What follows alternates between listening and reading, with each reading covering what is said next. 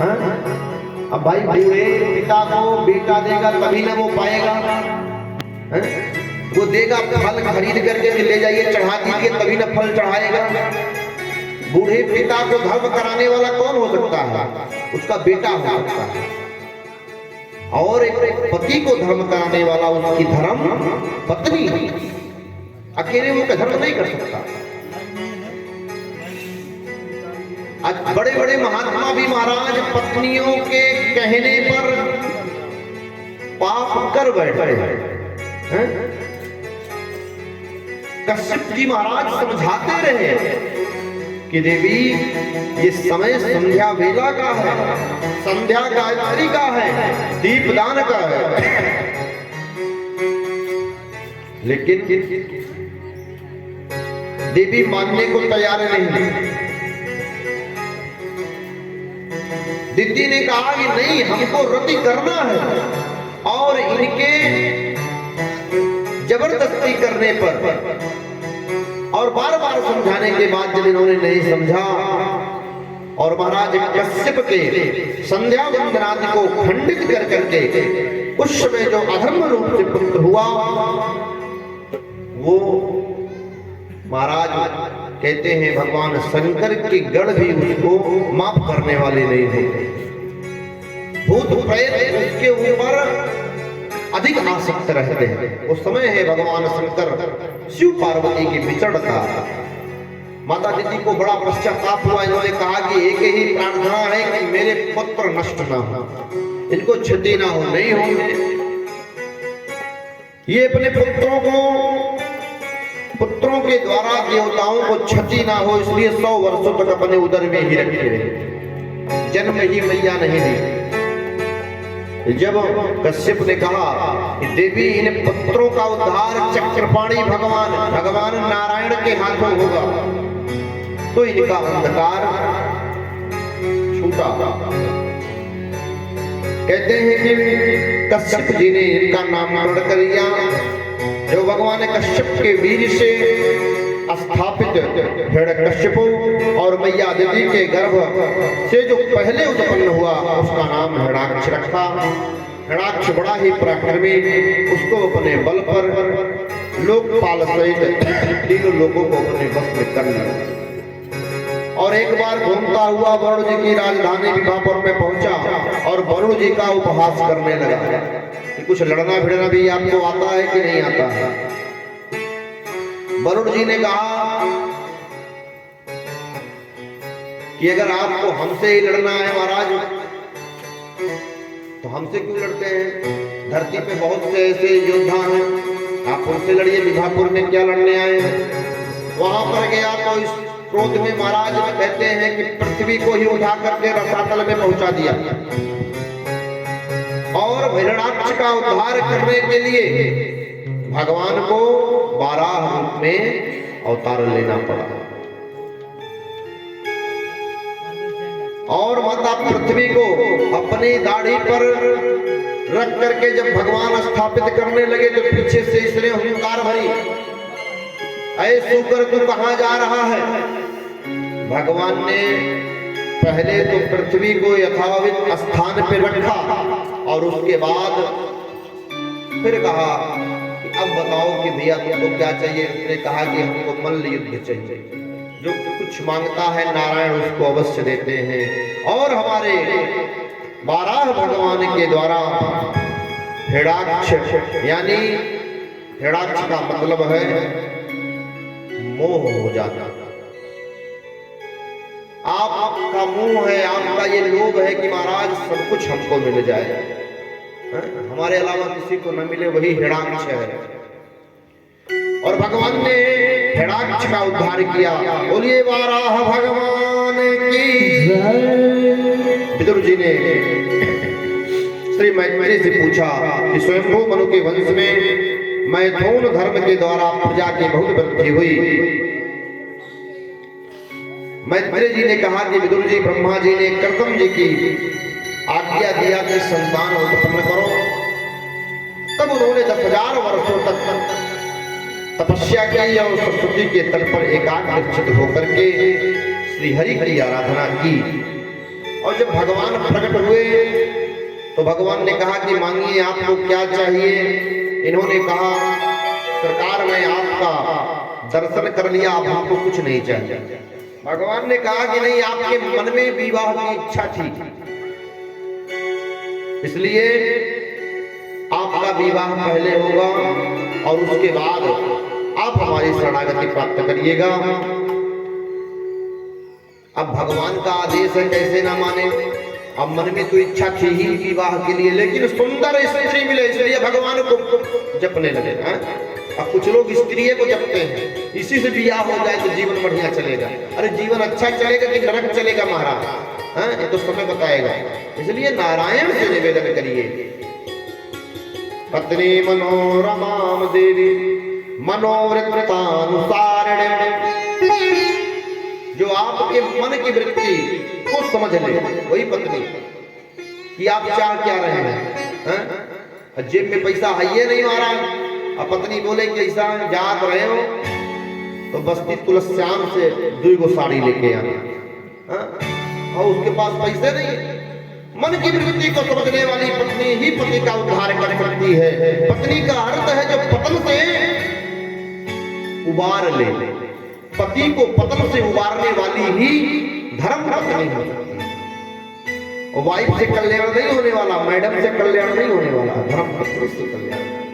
जब आप अपनी अर्धांगिनी अपनी धर्म पत्नी को धर्म पत्नी कहेंगे तो यानी कि आपको बोध होगा कि इसी के द्वारा हमारा धर्म आगे बढ़ेगा।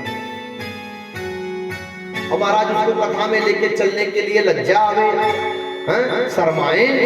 कथा में कैसे चलोगी, वहां ससुर जी बैठे, जेठऊ बैठे, कथा कैसे सुनोगी। अच्छा, भगवान की कथा में जेठ जी बैठे, ससुर जी बैठे हैं, और ऑर्केस्ट्रा पे ठुमका लगाने के लिए अच्छे अच्छे घरों की बहुएं चली जाती हैं। बोलिए राधे राधे। वहां लज्जा नहीं है, भगवान की कथा में घूंघट डाल के बैठ सुन लो कथा। महाराज ये विडंबना है, भगवान की कथा में लज्जा आ रही है और ऑर्केस्ट्रा में महाराज प्रदर्शन हो रहा है। पंडित जी की दक्षिणा देने में महाराज गला फंस जाता है, और ऑर्केस्ट्रा में महाराज किन्नरों को हिजड़ों को देने के लिए नोट की गड्डी उड़ जाती है। बोलिए राधे राधे। राधे का महाराज आधे हो जा रहे हैं, जोर से बोलिए राधे राधे राधे राधे। कहते हैं अरे भैया 5000 रुपया मांगी सब का करी, निकाल के दहली कहने दिया, लड़का के ऊपर हाथ रखा। उनके हाथ रखने से उस बालक का कल्याण हो जाएगा। और जिसने उनको बनाया, किसको, किन्नर को बनाया, नर को बनाया, नारी को बनाया, पशु को बनाया, उसके लिए आपके पास समय नहीं है। अब किन्नरों के डर के बस महाराज अरे यार इनको दीजिए, अरे बड़ी बदनामी होगी महाराज, कुछ कह देंगे तो। ये भी ध्यान दीजिएगा। दिल्ली के पहले एक स्टेशन आता है गाजियाबाद, वहां ताली बजाने वाले वही मिलते हैं। तो वहां ताली बजाना ना पड़े, यहां पर ताली बजा लेना चाहिए। जब ताली बजाने का अवसर आवे तो ताली अवश्य बजाना चाहिए। और बाबा लोग तो बच जाते हैं, और वृद्ध भी बच जाएंगे, लेकिन भैया नए के बाबा लोग नहीं बचेंगे। भैया लोग इनको तो ले ही लेंगे भैया, 10 20 50 तो ले ही लेंगे। स्वर्ण जगत पर बैठ करके स्वयं मनु जी अपनी पत्नी और कन्या के साथ बिंदु सरोवर के पास आते हैं और कर्दम जिसे कहते हैं, हे वेद मूर्ति ब्राह्मण, मैं अपनी पुत्री देवहूति के साथ आपका विवाह करना चाहता हूं। और ब्रह्म विधि के अनुसार विवाह हुआ। इन्होंने भगवान से एक शर्त रखा था कि मैं एक ही शर्त पे विवाह करूंगा कि आपको भगवान आपको स्वयं मेरे घर पुत्र बनकर आना पड़ेगा। भगवान ने कहा तथास्तु। महाराज पुत्र होने को कौन कहे, कन्या होने। भगवान बोले थे मैं आऊंगा, और पहले महाराज इंद्री मार दी देवी कन्या। अब कन्या भी महाराज ऐसे नहीं हुई, जब विवाह करके ले गए तो 4 फुट की झोपड़ी थी इनके पास, मड़ैया। पहले लोगों का विवाह मड़ई खपरेला यही घर था, और अब अगर किसी का घर मड़ई खपरेला है तब कहते हैं भैया क्या भाई तो मड़ैये है, अरे भाई मड़ैया का कोठिया देखा वहां, ये मड़ैया तो अभी खाली दिखाने के लिए है, कोठी वहां है, कोठी का जमाना है। लेकिन जब गर्मी होता है महाराज तो हम देखते हैं चंदा और कराऊ के लोग बरगद के नीचे नजर आते हैं, वहां बरगद के नीचे चबूतरा पे बढ़िया घर छोड़ देते हैं। अब बताइए अगर कोई बरगदे पीपल कटवाएगा तो बताइए उसको कैसे लोग छोड़ेंगे, छोड़ेंगे। हमारे पास स्थान पे 5 बीघा 14 बिस्वे का बाग अम्बेडकर नगर में, और महाराज ये व्यक्ति कब्जा किया, तो कब्जा करने के बाद सारा पेड़ कटवा डाला, कहा कुछ नहीं होते हैं बरम बाबा पीपल बरगद पापड़ सब कटवाओ, सब कटवा लिया महाराज। कटवाने के बाद मुस्लिम भैया थे और उनकी एक बेटा कार्यरत बस्ती में बाबू है स्टेट बैंक, बहू भी टीचर। और कहे कि बरम बाबा नहीं होते ठाकुर जी का कटवाओ, होते पेड़ पर 5 बीघा फंसा है, बैनामा लिया, बैनामा का लिया, धुप्पलबाजी से ले लिया। महाराज बहू लगा दी दहेज प्रथा, और सारी एकड़ ठिकाने महाराज 20 लोगों को समेट दी एक धारा में, हैं? तो बताइए पूरा रुपया पैसा स्वाहा कर दी। कौन कर दी? जो वधू है, जो आपके वंश की संतति की वृद्धि करने वाली है, उसी ने आपकी अस्तित्व को मिटा दिया। और आपने किया क्या? आपने पीपले कटवाया, बरगद कटवाया, आम कटवाया महाराज, और आप हो क्या? और प्रोफेसर ये आज भी वर्षों नहीं बीता है, सच्ची घटना है। तो इसलिए हमको अपने पूर्वजों के द्वारा बताए हुए बातों का अनुसरण करना चाहिए। कन्या हुई पहली, दूसरी, तीसरी महाराज, और उस पत्नी देवहूति की तपस्या देखिए। बाबा गए मड़ैया में 4 फुट का आसन, 4 फुट का मड़ैया और उसमें 2 फुट का आसन, और बाबा उसी पे बैठ गए और आंखें बंद, राम नाम जप हो रहा है। अब विवाह करने के बाद अगर 3 टाइम माला लेके बैठेंगे तो पत्नी को खिलाएंगे पिलाएंगे क्या? अरे कुछ जाइए कमाइए धमाइए। कुछ 6 दिन लोग रहते हैं, उसके बाद जावा कमावा बंबई भैया बैठा है। अब ये बाबा 10,000 वर्ष तक तपस्या किए विवाह के पहले, और विवाह के बाद भी 10,000 वर्ष तक तपस्या किया। 10,000 के बाद जब इनकी समाधि टूटी तो ये देखे कि हमारे सामने एक वृद्ध माता, बुजुर्ग जलमा माता बैठी हुई है। कर्दम ऋषि ने कहा कि माता आपका परिचय, देवहूति रोने लगी, और वो बुढ़िया माता बोली कि आप पहचान नहीं रहे स्वामी, मैं आपकी पत्नी हूँ देवहूति। 10,000 वर्ष पहले आपका हमारा विवाह हुआ था, और विवाह होने के बाद आप तपस्या में बैठ गए। कर्दम ऋषि ने कहा कि मैं तपस्या कर रहा था, तुम अपने मैके चली जाती, अपने घर चली जाती, पिता के घर चली जाती, इस मड़ैया में तुम रह करके क्या की?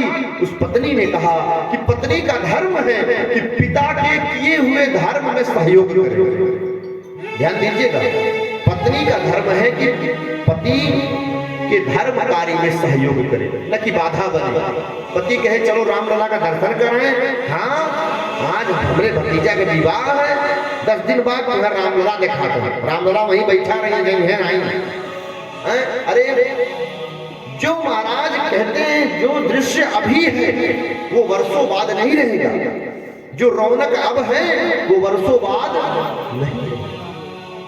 जो 9 दिवसीय कथा में ये गंगा की धारा, यमुना की धारा, संगम की धारा प्रवाहित हो रही है, ये फिर यदा कदा होगी, जब भगवान की कृपा अनुग्रह होगी तो होगी। इसमें आप सोचिए कहाँ चले, वही बाबा कहाँ है? अयोध्या में बोरा लेकर के घर घर जा करके महाराज गेहूं चावल दाल, हीरा भैया अब भेली मांगते भंडारा के नाम पे महाराज वही कथा सुना रहे महाराज। कभी कभी गिद्धों की भी कथा सुन लेनी चाहिए। इस रामलला सरकार के प्रतिष्ठा में गिद्ध, सांप, भालू सभी को ये मीडिया कवरेज करने लगा। ध्यान दीजिएगा। गिद्ध कब सहयोग किया था? त्रेता में, और इस कलयुग में भी उसकी फोटो आ रही है। जटायु कवरेज हो रहे हैं, बंदर भालू कवरेज हो रहे हैं, और सांड की तो बातें कौन करे? अरे सड़ों तक खेतवे चढ़ जाए। जब 2000 रुपया आता है हमारा, कोई नहीं कहता इसको वापस करो, कोई कहता है लाभ। हमको भी कुछ दिन मिला, हमको भी कुछ दिन मिला, हम उसको ठीक नहीं करवा पाए, और वो महाराज आता ही नहीं है। तो भैया इससे अच्छा और क्या होगा? राम जी की इच्छा से तिलक लगाने के बाद ये कोई न कहे बाबा तिलक काहे लगाए, माला काहे पहने, धोती काहे पहन चले, जींस पहनो। चाहे बस में घूमो, चाहे ट्रेन में घूमो, गर्व के साथ घूमो और कहो क्या, जय